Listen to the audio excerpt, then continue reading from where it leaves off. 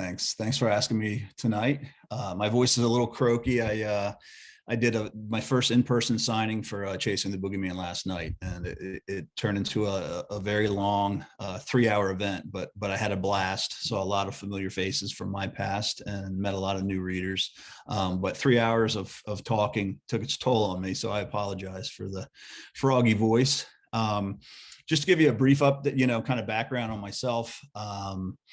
Rich Chizmar. I live in north of Baltimore, Maryland, in Harford County.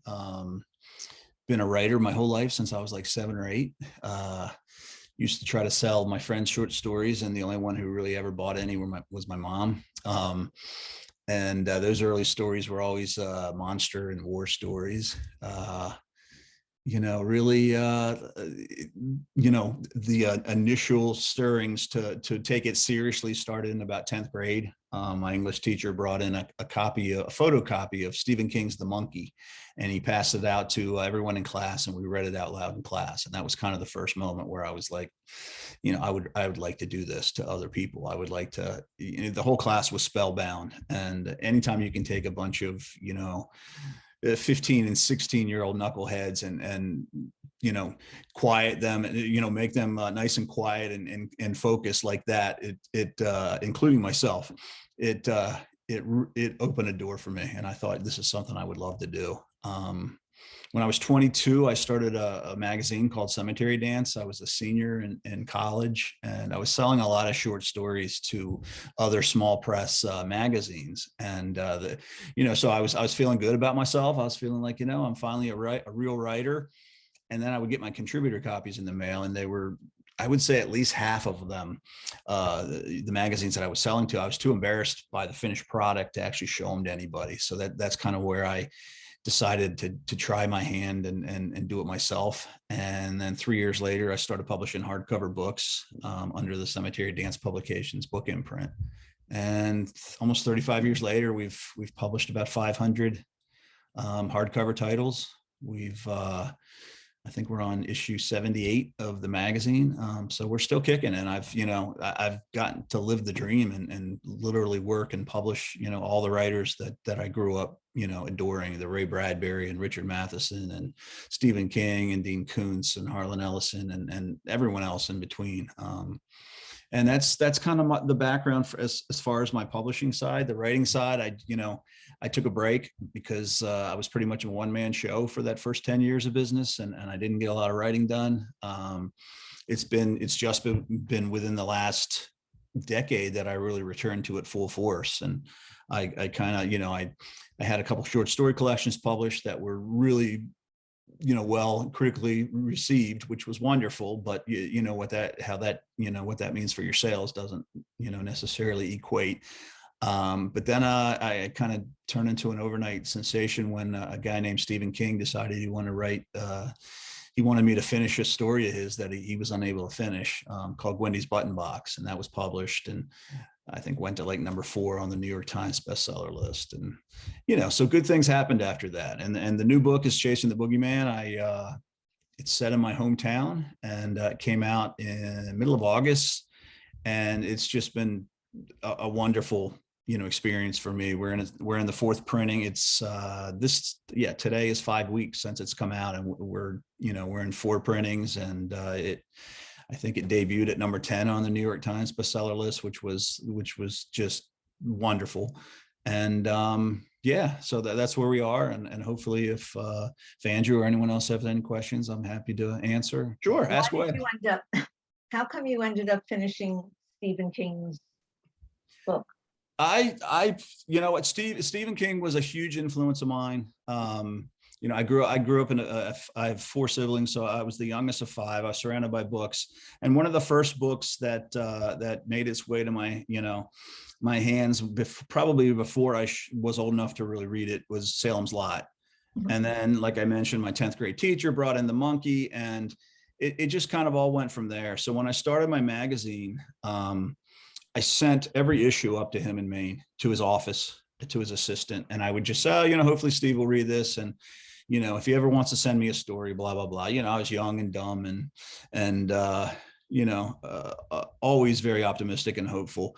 But he ended up sending me an original story year 3 for the 14th issue of the magazine called Chattery Teeth. And that was kind of the start of a business relationship. And then over the next decade, I was fortunate enough to publish a few other pieces from him. And then in 2001, he sent, his assistant sent me the manuscript for a book of his called From a Buick 8 and said, do you want to publish the signed limited edition from my book imprint, which I did. And so that, again, that was like another step in our business relationship. And then over the course of the next 10 years or so, you know, that business relationship turned into a friendship. You know, he has a couple sons that are around me age wise.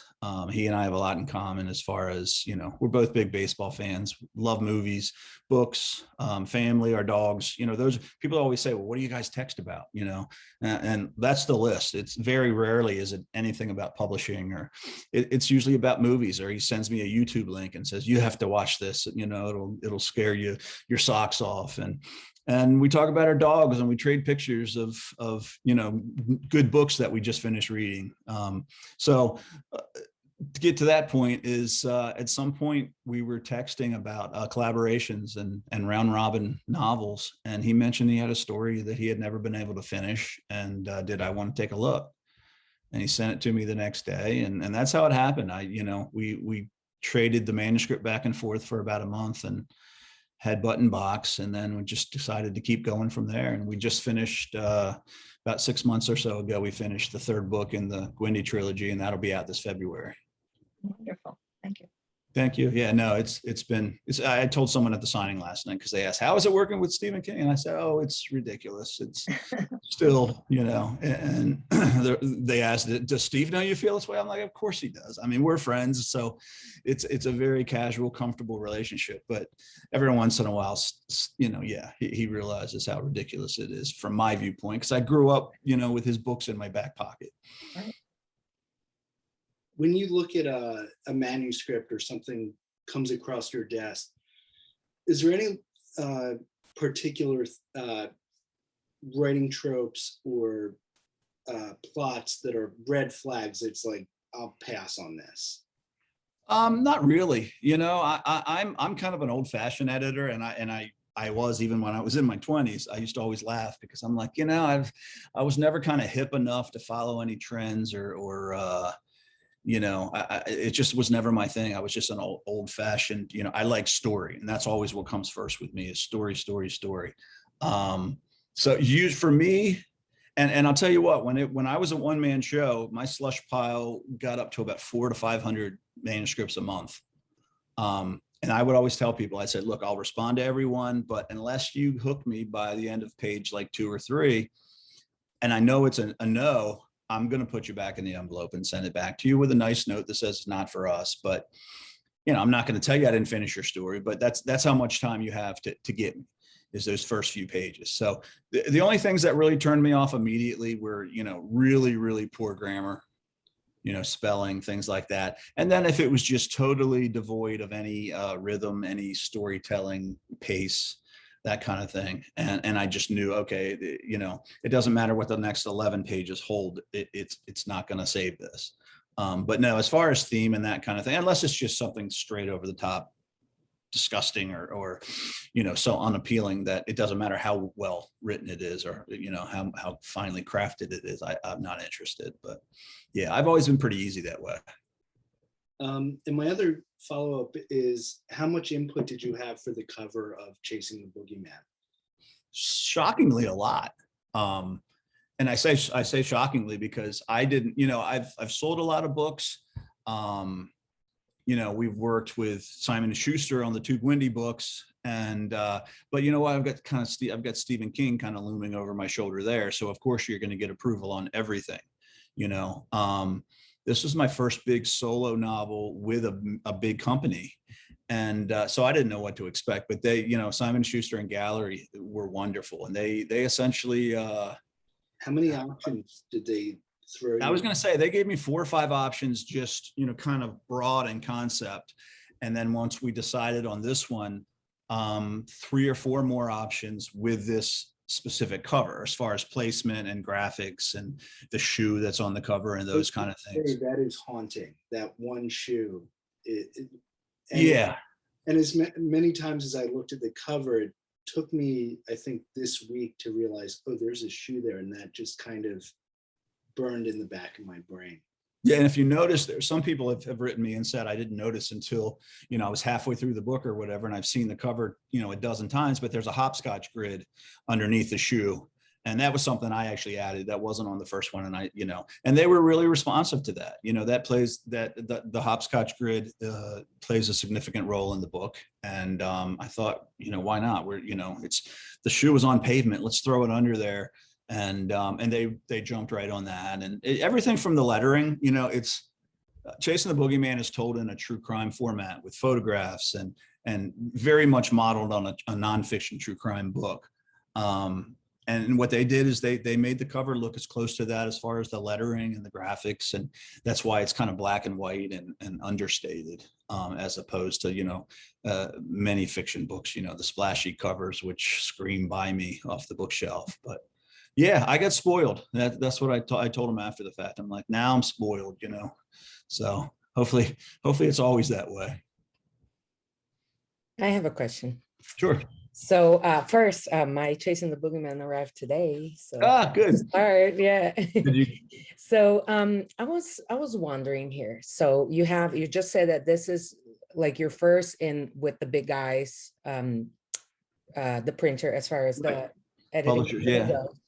And so I was wondering, is there anything that that you got to see with Cemetery Dance, like, you know, editing and publishing, that you would say like it's unethical in that industry? For example, someone that, oh, I really like this story, but the book's not being printed anymore, I guess I'll print it myself. Right. You know what I mean? You know, nothing so much like that. I mean, I'll tell you this. I mean, the biggest thing, you know, if I had to make a list of the things that have kind of made me give the side eye, you know, over all these years of publishing and writing, you know, whenever people ask me about the magazine business, I always just say it's a terrible business. It's, you know, just for an example, you know, we could put out 25,000 copies of an issue of Cemetery Dance. Of those 25,000, say 15,000 are going to the newsstand distributors and, you know, to the airports and the bookstores and those kind of places. Your distributors that work with you, you know, you never really know what sold.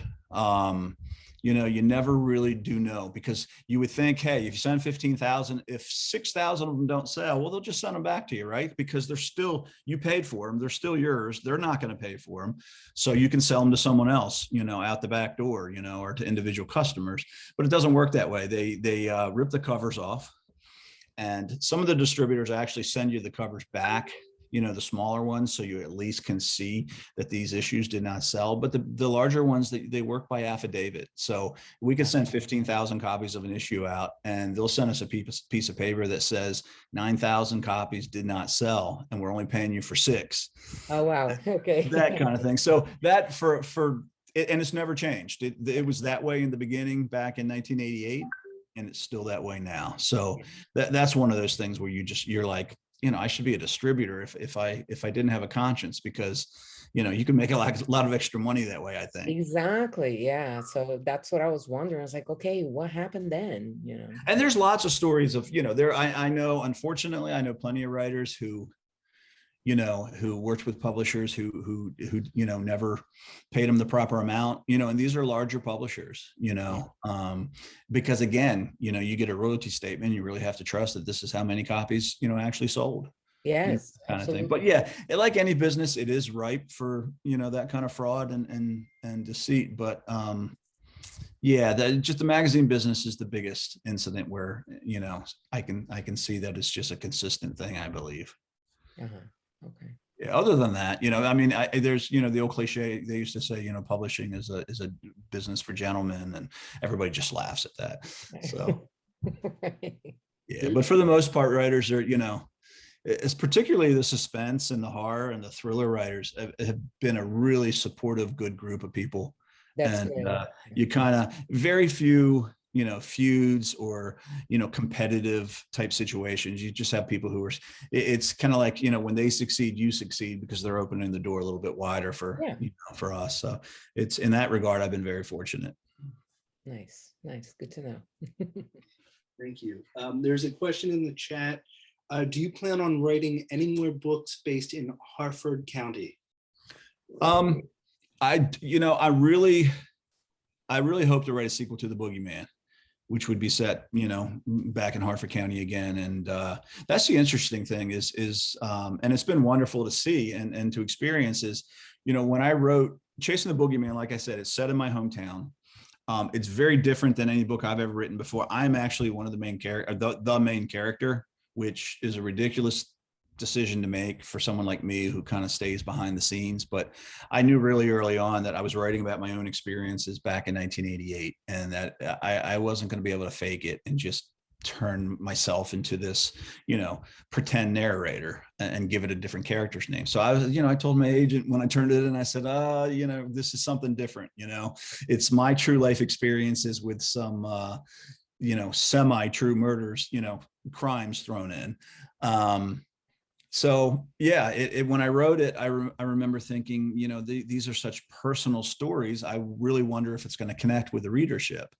And what I've experienced is the memories that I wrote down, even though they were mine, they're really shared memories with so many people, because so many people grew up in small towns or, medium-sized towns that immediately Edgewood reminded them of.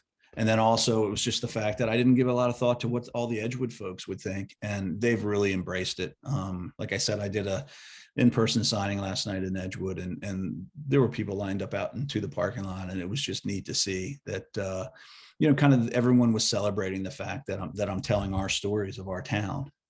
So yeah, that's a long-winded way to say I hope the next book is going to be a sequel to Boogeyman, because there's more to this story.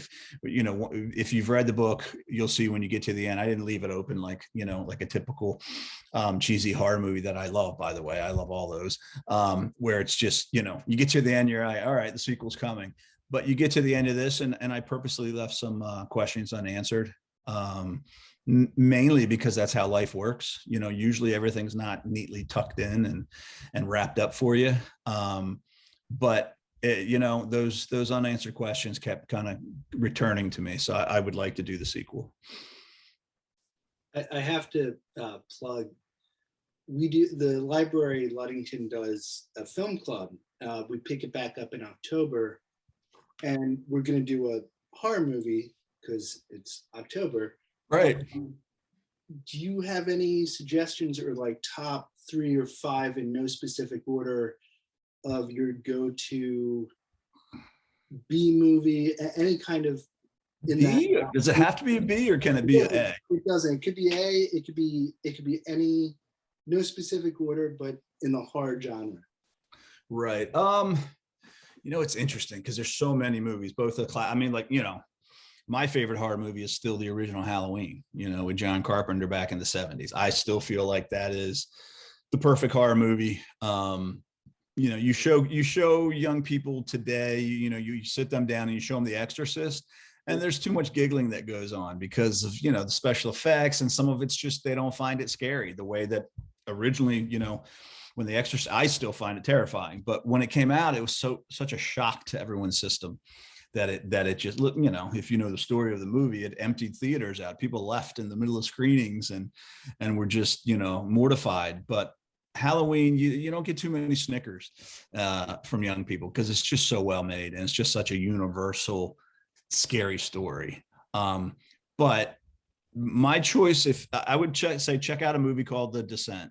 It's about a group of women who go cave exploring, and for me, it kind of, I don't like closed in spaces, number one, and number two, I don't like, and I won't give away, I don't like the other scary aspect of that movie. So it was like a perfect combination. I was so uncomfortable before even the horrific part started, just from the, what is it, spelunking or whatever the heck. There's cave. that sound of the rope grinding. Oh yeah. And them shimmying through these tight, and yeah. So I think I've shown that movie to several people who aren't, veteran horror fans. And it's worked every time. They've screamed every time and struggled through it in a good way. So that would be my pick. That's a good one. And it's funny, as you mentioned Halloween, I instantly think of that music. Oh yeah. When you're writing, do you have a song or go-to that kind of or do you write with a soundtrack in mind? You know what? I usually don't. No, Chasing the Boogeyman was actually the first time they asked me, the publicity department asked me to put together a soundtrack for it, Spotify thing, so they could put the link on like bookmarks and send them out to bookstores. And I did that. And Chasing the Boogeyman is a, like I said, it's set in 1988 and there's a lot of nostalgia. So that was fun to kind of go back to there.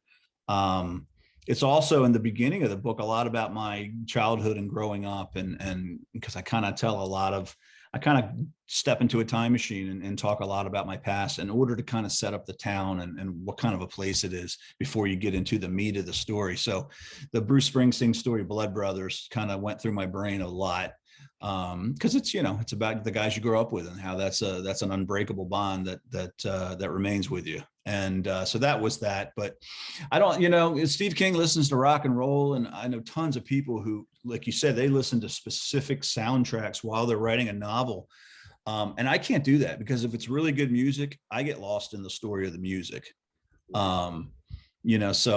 And the interesting thing is I can write anywhere. I've written half of my novels like at my dining room table while my dogs are going crazy, my kids are throwing a football over my head. My wife's asking me what I want for lunch and talking to her friends on the phone. And that doesn't distract me. But I could come over here and sit in my office, which is stone quiet. And if I turned on a song, I get lost. And it's good. Like I said, I get lost in the song and I can't write a darn thing. So yeah, I wish I could. That would be nice, but no, I would end up writing, I'd get to the end and I'm like, I just wrote a story that's based on, Bruce Springsteen's The River or something. So someone in the chat, if Boogeyman is made into a movie, who plays you? I don't know. Someone asked me that question from the audience last night at my signing, and I couldn't answer then, and a bunch of people actually, I ended up answering. I ended up saying my 22-year-old son Billy, because he's a filmmaker. He's made several short films, and he's acted in a couple. Which he'll tell you that's not my thing, but everyone says that he looks like me at that age. So he's the perfect age. I'm 22 in the book, and that's his age now. So that was my answer last night. I thought I was being clever. They threw out several names, and they were just buttering me up, throwing out good, solid actors' names. But I'll take it. For a movie, I'll take whoever they give me. Yeah. And it could be a movie. Hey, what's up? What's up? What's your favorite part of like the writing process and then the publishing and all that? If you could walk us through. Writing is, for me, writing is that initial, probably two parts. It's the initial getting it down on paper, because like I said, I learned that lesson that, you don't have to be so precise. You don't have to be so perfect. And it was a hard lesson for me to learn. But now that I've learned that lesson, it's just, you're kind of throwing up everything on the page and you're getting it out there. And then the second part is, and I hate rewriting. I don't mind that second draft where you kind of got this, rough pile of clay that you're just, molding into a better story and a more precise story.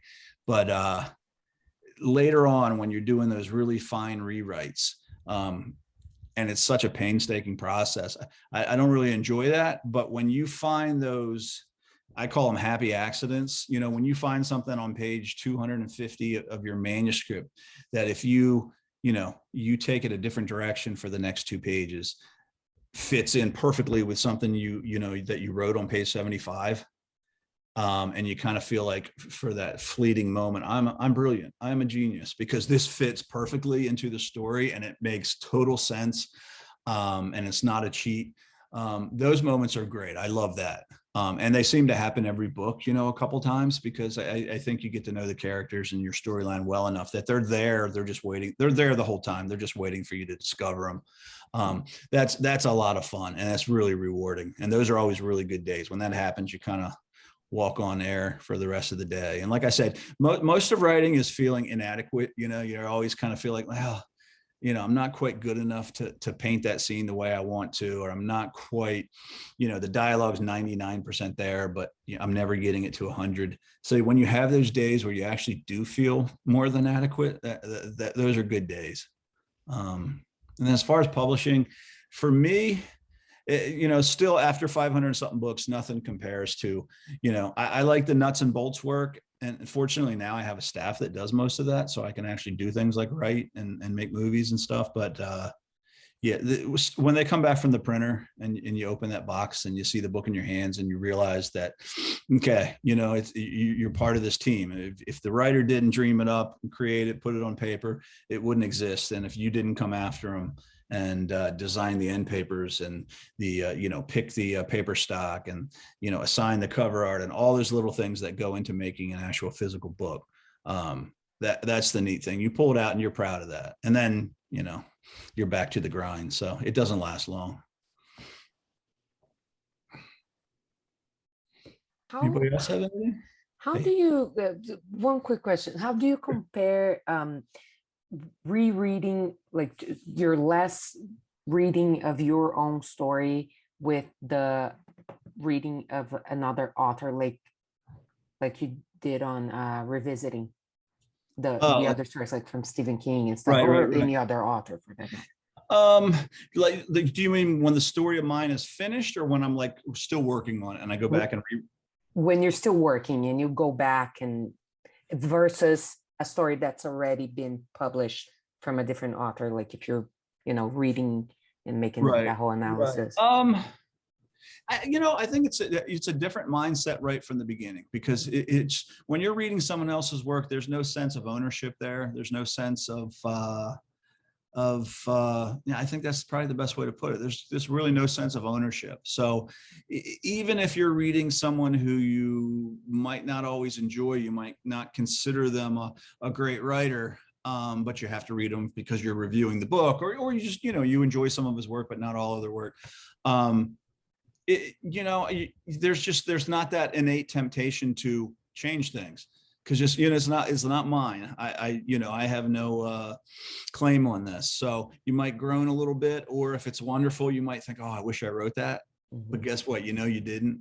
When it's your own stuff, you know, it's completely different, because it's open-ended right from the start, and you just, anything's possible. You know, you can read this, and this happens to all of us. You know, you know, you feel like when you left off yesterday, I am right on track and this is great.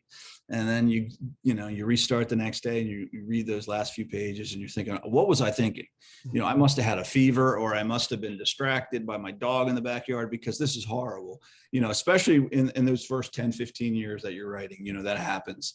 But the other thing that happens that is unfortunate is sometimes you really like something, but you have to kind of go back and change it anyway, because you know it doesn't fit the story that's coming, and you have to kill off characters that you like, or you have to kill off entire, you know, plot twists and that kind of thing. So yeah.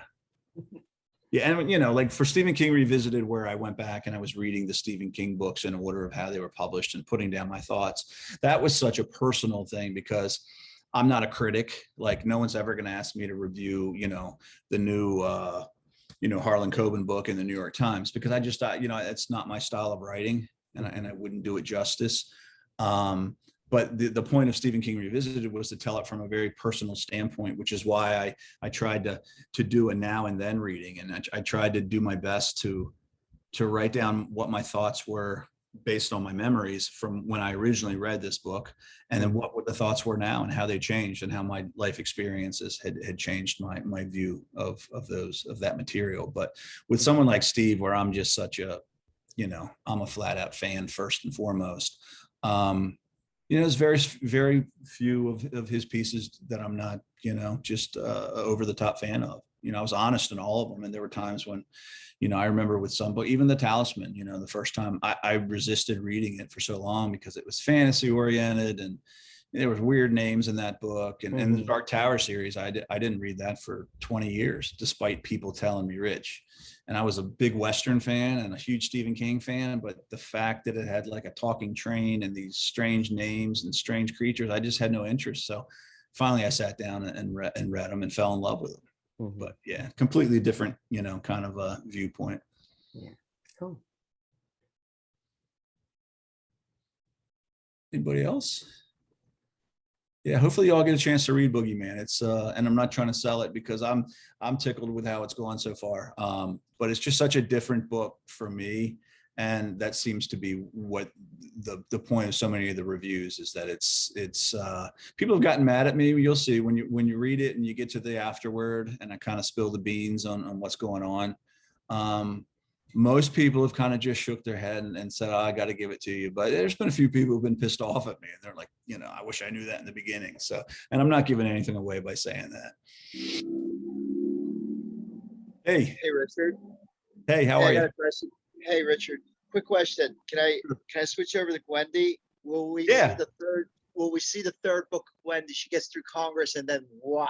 Can you give me a preview? Can you give me something? Yeah, I mean, in the third book, the third book is set. I'm trying to think. I think the third book is set a good 25 years after the second book. So, wow. Yeah, so we take a jump.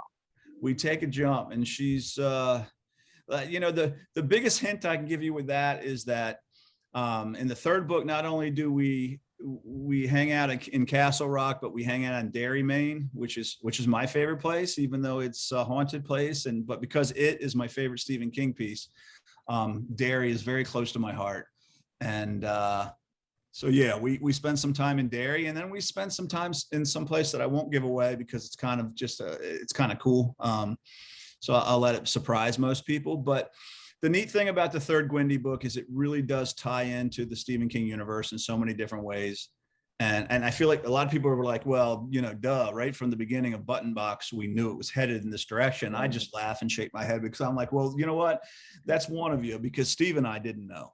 We really didn't. We never discussed, we just traded the manuscript back and forth and kind of said, you're it, tapped it, the other person on the shoulder and said, you're it, do what you want with it, and then send it back. And, we were smart enough to not write each other into corners that were painful to get out of, or that might've been, unrealistic in the story vein to get out of. So yeah, but with this one, I think we were both kind of just feeling it. And also because it's a full-length novel, there was more room to kind of roam. We went to some cool places that definitely connect in with the Stephen King universe that's existed, right from the beginning of his books. And I think that's going to be exciting for people. And it was for us. So, I mean, we had a lot of fun on this, and people keep asking if there'll be more. It's a trilogy, so that's only 3, but I always say, look at the Win, in the Keyhole book from Dark Tower, that's kind of set back in time. And there's lots of time periods that we don't cover in Gwendy's life. So maybe we can go back and do some more. Yeah, just one final thought. When I read those books, I'm in Colorado, right? Right. We have a Castle Rock, Colorado. We have Yes. a lot of names that you mentioned in there that are very close to places in Colorado. You know what I'm saying? And it's Right. fun to read, and there's a mapping almost. Well, that's cool. And I mean, and I'm sure, Steve lived in Colorado back when he Did he? wrote The Shining. Yeah. Yeah. I was So at the Stanley Hotel for a little bit too. That's, you know what I'm saying? I Yeah. think there's a little bit of influence that Stephen had from Colorado. I'm sure that's what I was going to say. I'm sure Yeah. that's the case. So yeah, that's neat. I mean, we're throwing around names like Castle Rock and Derry. And like I said earlier in this, it's just, I still think it's ridiculous that I've had a chance to play in that playground, but I'm very grateful for it, and grateful for folks like you who are into the books. Oh yeah. Yeah. Thank you, Richard. Thank you. Yeah, so we were talking about Gwendy's Final Task, which is the third Gwendy book, and that'll be out in February of next year in hardcover, and then Simon Schuster will release it that summer in paperback. And we're excited. Steve loves Gwendy as much as I do. And I just heard the other day he's writing a new Holly Gibney novel. And I actually texted him right away. And I was like, Steve, wouldn't it be cool if Holly and Gwendy met? And he just sent me back the laughing face emoji. But I actually think that'd be fun. Yeah, the cool thing about those books also, Richard, is they're very readable. Like the chapters are like, I don't even the concept in your world, like micro chapters. They're like 1 or 2 pages, and they're digestible, which means, I read a couple, I put it down, and it doesn't kind of drag on. And that's what I like about your novelettes. Yeah, well, the interesting thing is that, when Gwendy, for him, started out as a short story, Button Box, and he just couldn't finish it. And again, he sent it to me and we never discussed. What was funny is when we ended up with a 100-page manuscript or whatever, we kind of looked at each other and said, well, what do you want to do? What do you want to do with it now? And the reason we ended up publishing it as a small book was because that's what we had done with one of his previous projects for Cemetery Dance, Blockade Billy. Technically that could have been in any of his collections, but we decided to have some fun with it and do it as a little book with, the baseball card and the whole thing with Steve on it. So that was fun. That was just two guys, playing and having fun, in publishing. But yeah, we never really knew where it was going to go. And that's where a lot of the short chapters came from. Like you see in short stories, they're fragmented into little sections. And I continue the same thing with the second book and the same thing with this third book. We have, these little chapters range anywhere from a couple pages to maybe 7 or 8. And like you said, there, the pacing of it is really good for picking it up, reading it for 5 minutes, putting it down and coming back to it later. Yeah, I'm gonna give one final thought that I'm gonna shut up. I live here and it's in this place called Lowry, right? And I'm gonna throw this out to you. I live right across the street from the Fairmount Cemetery. It's 325 acres. And I know that the cemetery is sort of like a backdrop in a lot of your stuff. And I like to go over there and like read some of the books, and like the whole environment kind of just blends right in. Oh, I love it, man. I love it. I keep telling my son Billy that he and I need to we covered a lot of New England. He looked at a lot of colleges up there. So before he settled on Colby in Maine, we were all over New Hampshire and Massachusetts and Vermont and all up in there. And some of the cemeteries, they're right out of a Stephen King novel.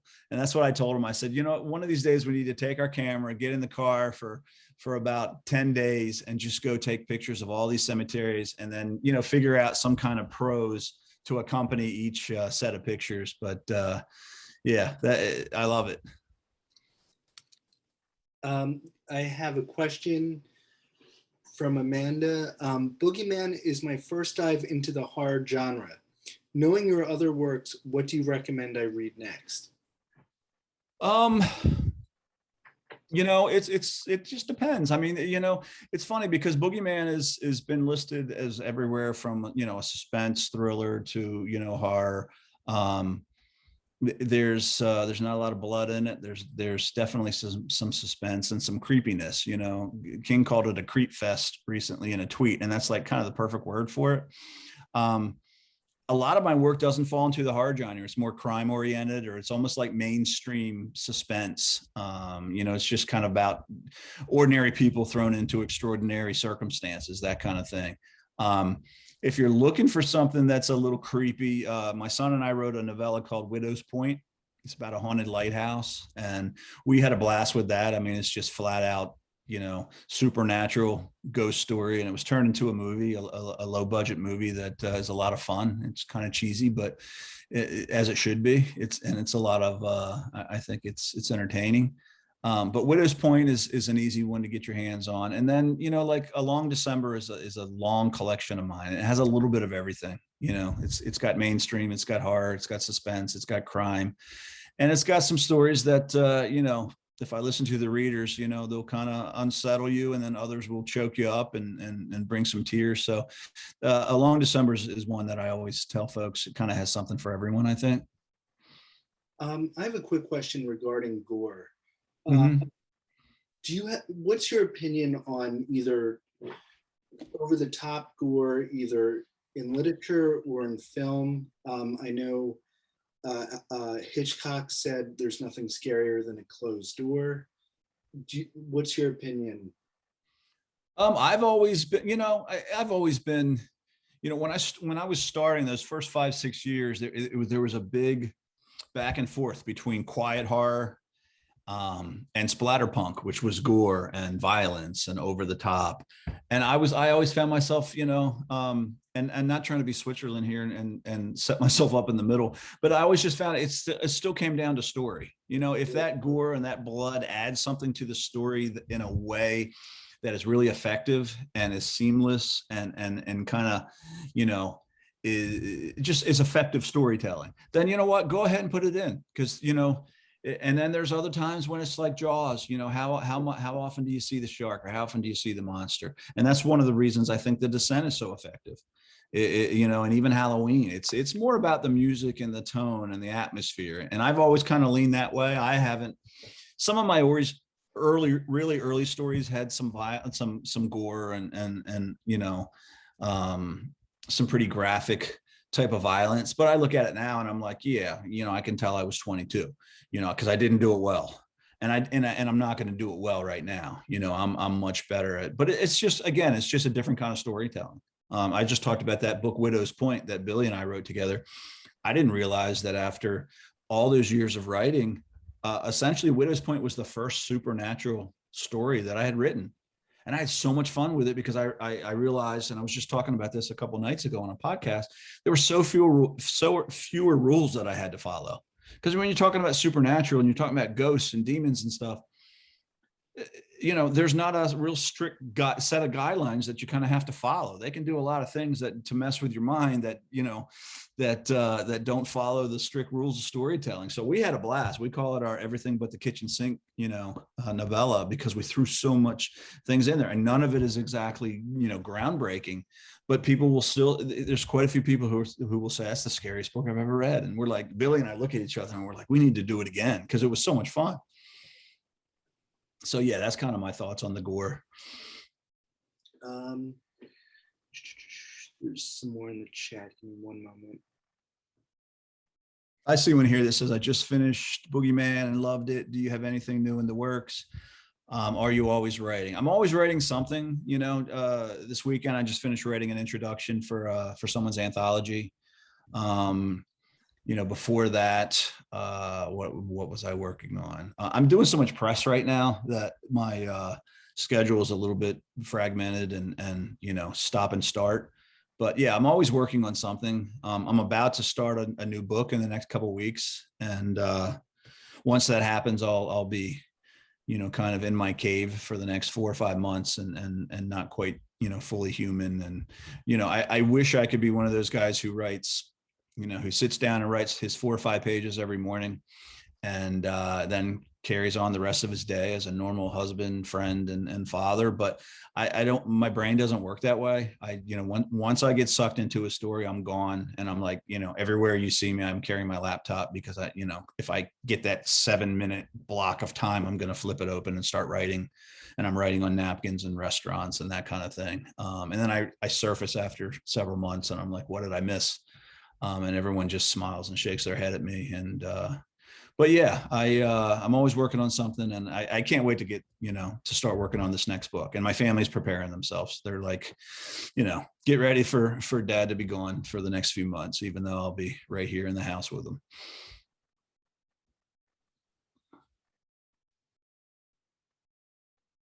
Trying to see if I read Boogeyman because I live in Darlington, Maryland, but I loved it. So I was just looking for the next step. Thank you. Oh yeah, Darlington's beautiful. I usually go to there's some kind of festival in Darlington. I can't remember what it is. Apple, peaches, something. But yeah, it's right down the street from me. Apple. Amanda says it's an Apple festival. There you go. I've actually bought some books.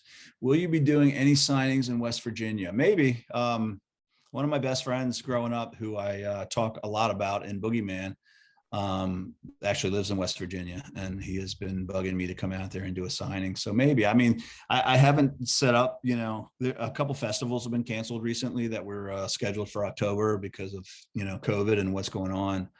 I have a few more in-person appearances that are scheduled over the next few weeks, but they're smaller things. Last night was a big one. So I'm not sure, but I'd like to get to West Virginia, even if it's just to show up at a couple bookstores and sign their stock and let people know ahead of time so we can kind of do a meet and greet type thing. Hey, Richard, Yeah. Hey. one question. The experience, all the books that I usually get, I used to get all the books and get the physical book. Like I got one of the physical books for Wendy. What's your take and your philosophy, and I have mine too, on, and I love this versus the swoosh, swoosh, swoosh, because I'm a Kindle owner of your books now, of the Chasing the Boogeyman. Okay. And it's different. It's a different experience. Yeah. You know what? For a while, I'm like the big kid who like loves all the new electronics and then plays them for a month and throws them down. And his parents are like, that's why you're not getting the next one, and then, so yeah. So when they came out, I was like into them and I was like, oh, this is great. But I tell you, I'm a book person from way back. So I love the smell of books and I love the feel of books and I love carrying books. Same here. So for me, it's the physical object. Yeah. Now, my wife could care less. She's just a hardcore reader.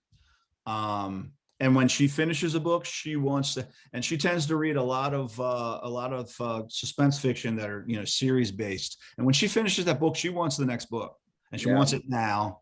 So she ends up popping, 15 or 12 bucks and getting the ebook, and it doesn't matter to her. And you know what? And a lot of times she looks smart because, my side of the room is books stacked and I knock into them or the dog knocks into them and I got to pick them up and put them over on the shelf. And then the shelf is overflowing. And she just kind of has her iPad or her phone, and she can read anywhere. And so, you know what, I've always been, again, I'm Switzerland, but I'm a pretty easygoing guy. I'm like, you know what, as long as you're reading, to me, that's the big thing. Yeah. It's like, I don't care whether you're and audio. I was talking earlier with Andrew about audio, and it's like, that's something I haven't done enough of. Yeah. And I have lots of people who listen to audio all the time. Billy's listening to the Dark Tower series on audio, and he loves it. I haven't even listened to anything of mine, and all my books are available on audio. I've never listened to, from start to finish, any of it, and I need to, because I know they've done great jobs and they've sold well, and so I know people like them. But I have a fair share on my Kindle, and I've got some on my phone. But I'm a book guy, Yeah, same here. Like with the Kindles and stuff, it's like a sequential experience. With these, I can like flip around, I can do this, I can, it's just the experience is different.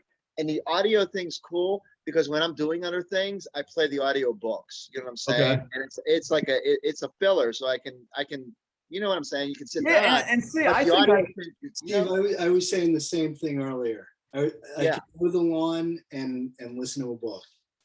And I think that's what I was going to say. I think I could drive with an audiobook on. I think, I mow the lawn and I put headphones on, and ride around like an old guy and love every minute of it, but I'm listening to music, and I could easily listen to a narrative, to a story. So, there's lots of days when I'm doing nothing but answering, emails and kind of doing the paperwork type of thing, from this end of things. And I usually watch 3 horror movies in a row, but I'm not really watching them, but they're there.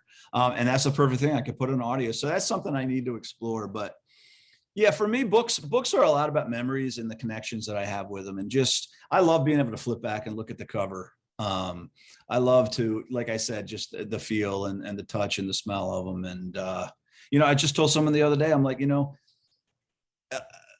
most paperback writers would like kill to be in hardcover. And it's like, I've been fortunate. I've like had a lot of stuff in hardcover and a bunch of stuff in really attractive trade paperbacks. What I've never had is a simple mass market paperback. And I'm pretty sure when they do Chasing the Boogeyman in paperback, it'll probably be a trade paperback because that's the new format. You get a higher cover price and more visibility on the newsstand. But I would really I can't wait, and I'm sure it'll happen eventually, but I can't wait to have a story of mine, a book of mine as a regular old, mass market paperback, because that's what I grew up on. Yeah. Those were predominantly what were on my bookshelf up until a certain age, and so many fond memories with them. And I was telling you that I have these spinner racks in my office, and they're filled with paperbacks. Most of them, not most of them, but many of them that I bought when I was 16 and 18 and 20. Wow. and on. So yeah, I would love to see my name, on the front of one of those and have one to myself and envision some kid walking around his small town with it in his back pocket like I did. Hey, final observation. It blew me away to have an illustration in the book. What caused you to kind of think about putting illustrations in Wendy's books? That was a Steve and me decision. Was Again, it? yeah, it's like I said with Blockade Billy, and for people who aren't familiar with that, is Steve's agent sent me a baseball story and that Steve had written called Blockade Billy, and he said, you know what, we thought of you for this because we know you're a big baseball fan too. And originally we thought maybe we'd publish it as a chapbook, which is just like a little soft bound, perfect bound, or even saddle stitched, pamphlet, but nicely done. And then that was my idea. I said, why don't we do it as a little hardcover? And then Steve came in and said, why don't we do a baseball card of the main character, Blockade Billy? And for the limited, we'll do a baseball card of me for Steve, which we did. And then other ideas came in, like the interior illustrations. And like I said, that was kind of like two guys with a lot of experience doing new things to have fun. And that's something that he and I have in common, is just the idea that, you know what, hey, this is old hat for us. We've done this, but let's try new things so we have fun. And the same thing with Wendy when we decided to publish it as a little book. We said, let's get some illustrations. That's one of the few things we did kind of coordinate. We said, let's not do a picture of the button box. Let's not do a specific picture of Wendy. Let's leave that up to the readers. Even though we describe the button box in painstaking detail, particularly for the first two books, we said, let's not picture it. Let's let them have their own version of what it looks like. But let's show them the suicide stairs from Button Box, and let's show them, the magic feather from the second book. So that was just something neat we did for the hardcover. And when Simon & Schuster bought the paperback rights, I love the fact that they put the illustrations in. They contacted the artist and they licensed the artwork and put them in there. And a lot of the foreign editions did the same. Some of them left them out, but most of them included the illustrations, which was cool. And the famous fedora, sir, the famous fedora. Yes. That was it, dude. Yeah. Another reason, and again, I won't belabor this, but another reason for those short chapters is because I always looked at the Gwendy books as kind of like dark fairy tales. Yeah. And some of the old fairy tales, they always had short sections. So, for that, I think a combination of storytelling pacing and also the limited, kind of concentration of some of the younger readers. So that's something else that I think played into it. Hey, I was going to mention that it's great to have books, and I have thousands of them, but literally the Kindle, when you travel, there's nothing better than having that couple of ounces rather than a couple of paperbacks filling up your travel stuff. Absolutely. And plus you just, if you're able to read it on your phone, it's always with you, and that's my wife is, she no longer cares if I say, hey, I'll be right back. I'm going to run into this store for 5 minutes and it's really 20. She doesn't care because she's reading when I come out. And again, she raised two boys. So, that means a lot of hustling and then waiting, especially before they can drive. So yeah, I'm always in kind of awe of the fact that she gives no thoughts to whether it's a physical book, or she gets excited if we walk to a bookstore, we're flying somewhere and she sees, at the airport a book, won't hesitate at all to pick it up. But it's absolutely, for her, there is no difference between clicking buy for her Kindle or picking up that paperback or hardcover at the bookstore. And it's kind of opened my eyes that, for the true readers, I just think they want the story, and it's like, give it to me quick and give it to me and let me start reading and experiencing the story. Exactly. I'm about a third of the way through Boogeyman. So, oh, good. So far, loving it. I have to go back and reread because your fiance, Kara, you mentioned that, and I'm like, well, where did this person come from? Because there was, I don't think, any background on that, but I'll have to go back. Only in the intro, I think.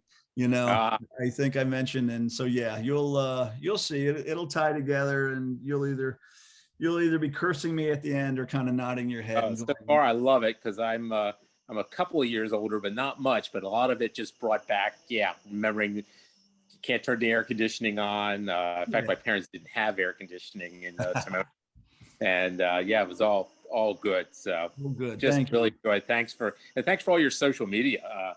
I have a blast with all your your Twitter account and everything else. So Yeah, well, thank you. I have fun doing it. I like I said, I don't get out much. I don't get to a lot of writers' conferences or conventions, and I kind of had to be dragged into social media kicking and screaming years ago.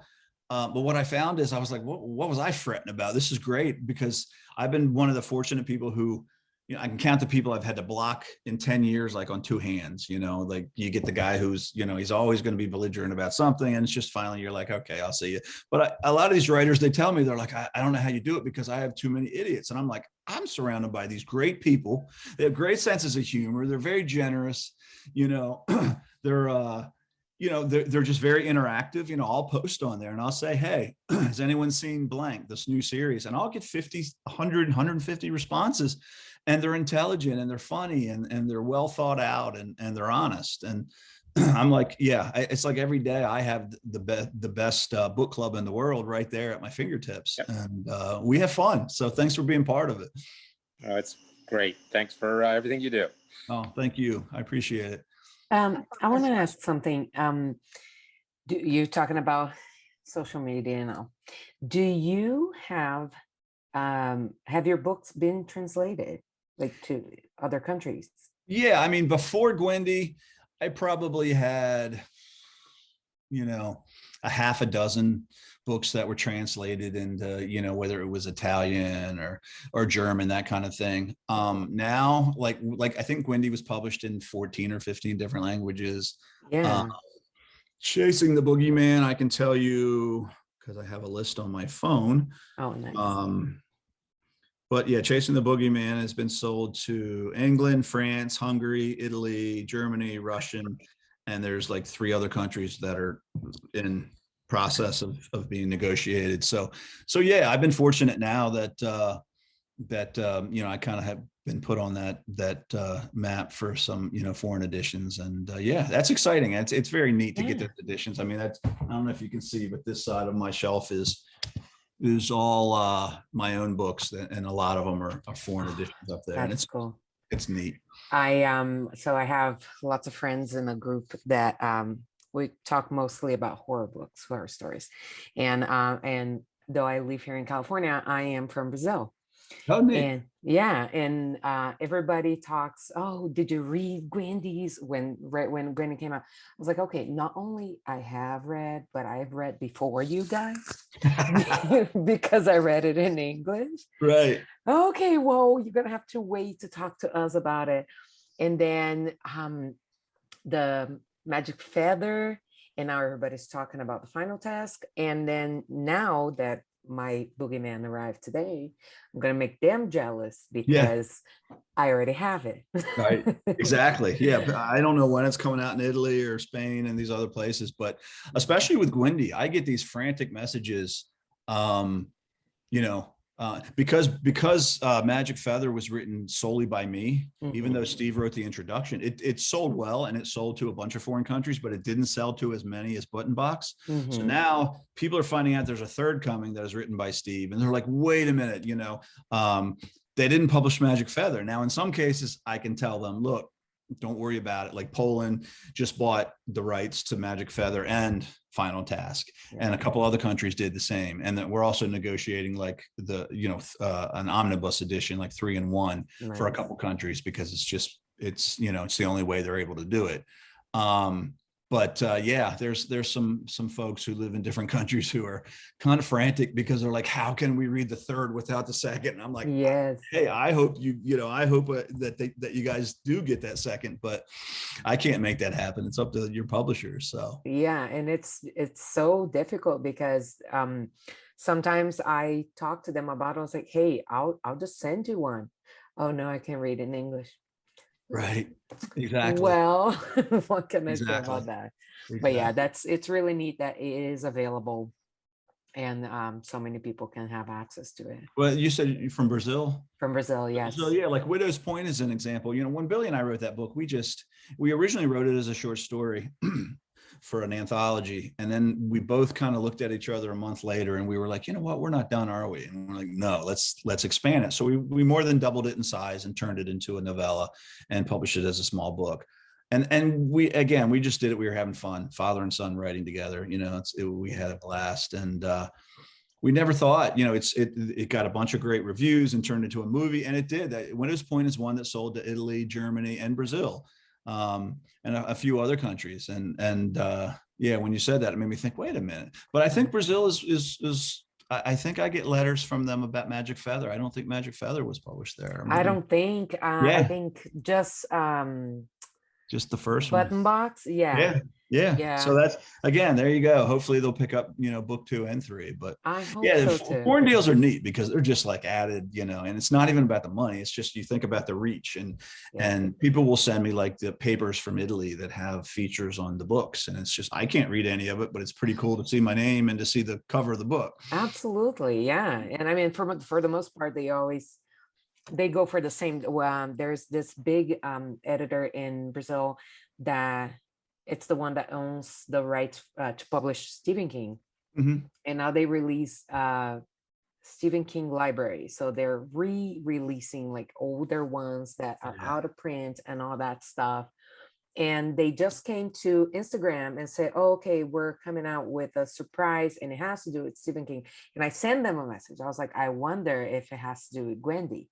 Right. Because, you know, they have the first one, but yeah. I'm sure they will.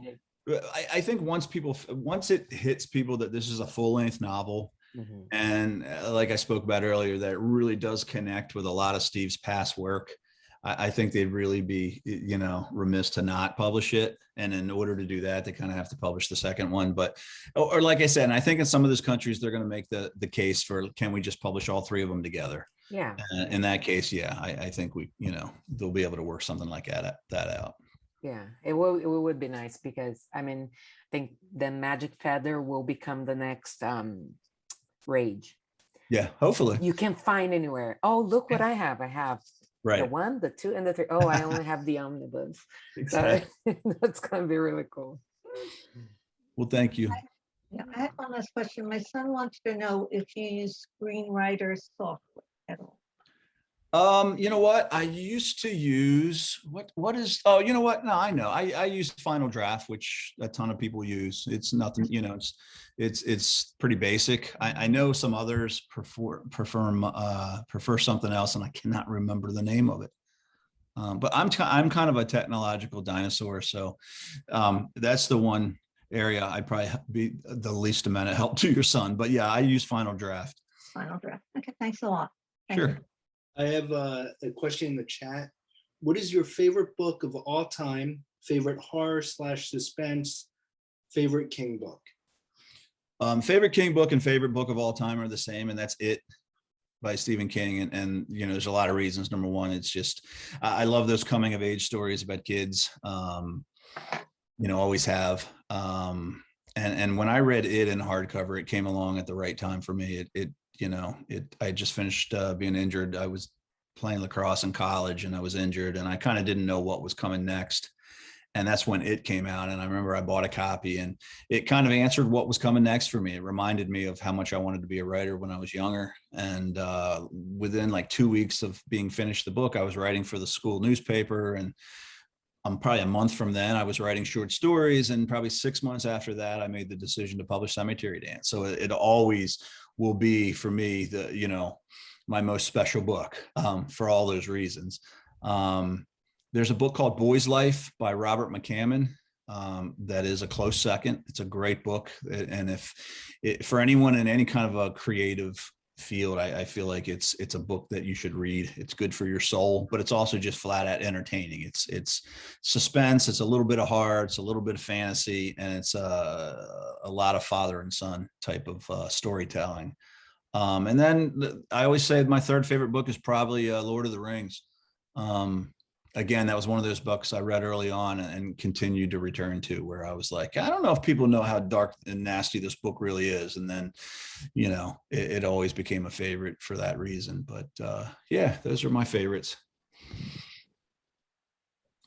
Anybody else? Hey, Richard, I'm asking a general question. How Sure. do you get into writing? Like, if you basically have never been a writer and you think you might give it a shot, like what tips do you give to people?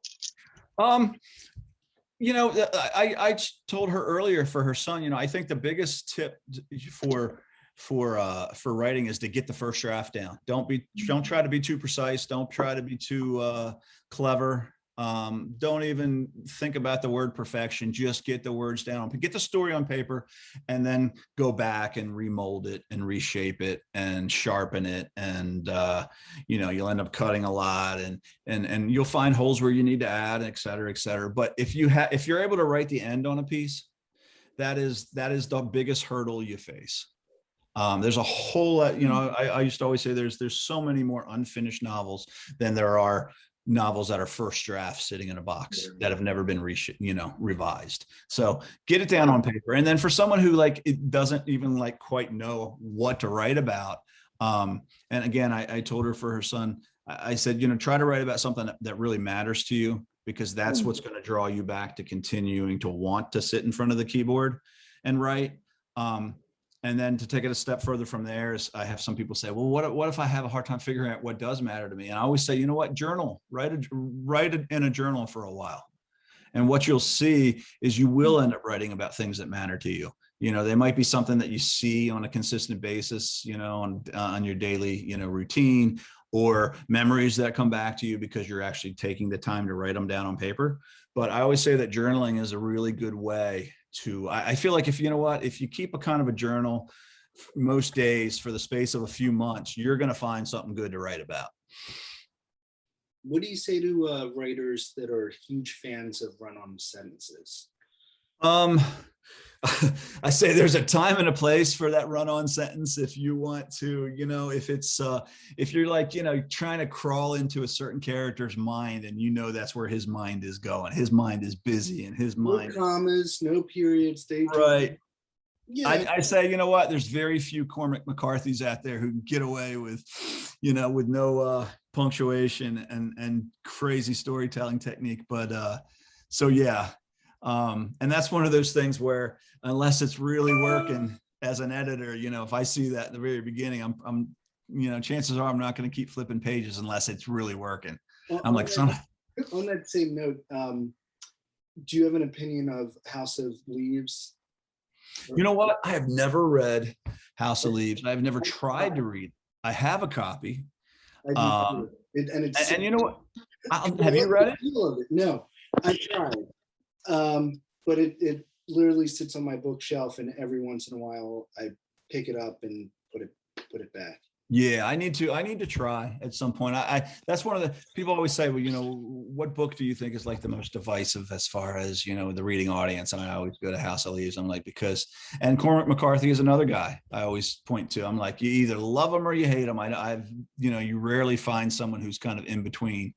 But yeah, House of Leaves has been like a major mind, you know, for a lot of people, and they love it and they swear by it. And then other people have said, you know what, man, I sold that at the used bookstore, you know, before I got to page 50. So yeah, I mean, you know, I'm all for inventive storytelling and different ways to tell stories. You know, Billy and I got a lot of credit for Widow's Point because people said, this is the first found footage novel I've ever read. And I'm like, you know what? That's just the way the story needed to be told. We didn't try to invent a new way to tell a story. We really weren't smart enough to do that. It's just the way it fell into the story. And the same thing goes for Boogeyman and being told in this kind of first person true crime format. It's just the way it happened and the way the story wanted to be told. It was not any specific, you know, intention on my part. Thanks for all the questions, everybody. Good questions. I've been doing 2 or 3 podcasts a week for like the last like probably 10 weeks. So, you know, when you get these, you know, questions that you haven't had before, you're like, yes, right on, you know, and then you're trying to figure out different ways to answer the same question. And you realize at this point I can't. So sorry if you were with me last week.